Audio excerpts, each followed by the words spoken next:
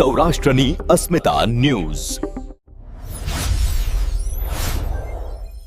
રાજકોટ જિલ્લાના જેતપુરમાં આજે સિંધી સમાજના પવિત્ર તહેવાર ચીટી ચાંદની અત્યંત ઉત્સાહ અને ધામધૂમપૂર્વક ઉજવણી કરવામાં આવી હતી. સિંધી સંસ્કૃતિમાં આ દિવસને નવા વર્ષ તરીકે ખૂબ જ અનોખા અંદાજમાં ઉજવવામાં આવે છે.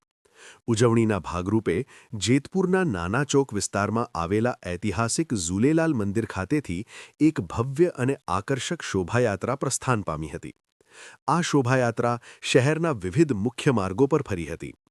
શોભાયાત્રામાં સિંધી સમાજના ભાઈ બહેનો બહોળી સંખ્યામાં પવિત્ર ડ્રેસમાં સજ્જ થઈને ઉપસ્થિત રહ્યા હતા. સમગ્ર વાતાવરણ આયો લાલ ઝૂલેલાલના જય ઘોષ અને નાદ સાથે ગૂંજી ઉઠ્યું હતું.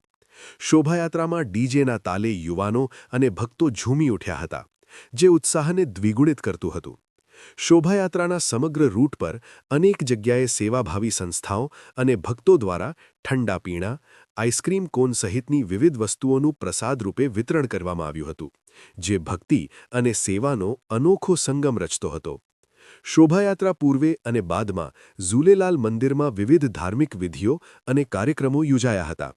આ પવિત્ર અવસરે મંદિરમાં લંગર પ્રસાદ એટલે કે સામૂહિક ભોજનનું પણ વિશેષ આયોજન કરવામાં આવ્યું હતું.